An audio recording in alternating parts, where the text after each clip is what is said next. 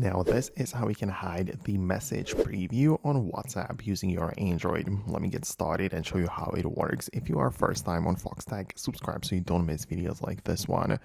Okay, so first of all, what you need to do is to open up the settings, and part of the notifications menu, when you proceed there, you can see we have the lock screen notification. So you can tap there like that, and it is here where you get to decide if the lock screen notifications show up to begin with, so you can turn it off at all. But let's say we're going to keep it turned on, but in here we get to decide if we hide the content or show the content, and that is a crucial difference. If you click on hide, it just means that your message will be delivered, no problem, but you will don't see exactly what the message is about. You will not see the text preview. So you see that you got a message on WhatsApp, but you don't see what it is.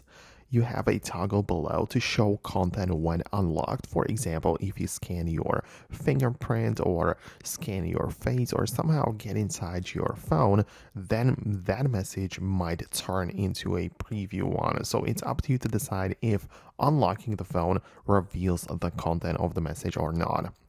And if you decide to show content, because, if you click on hide, it applies to all apps. But if you click on show, you also get to decide which apps this applies for. So all of the apps which you have on your phone, you can manage it specifically and separately. So for example, you might want to keep it enabled for every single app, but once you go to the WhatsApp, you can disable it for this particular app or whatever. So it's up to you to decide. So I really hope that I was able to guide you through it and show you how it kind of works.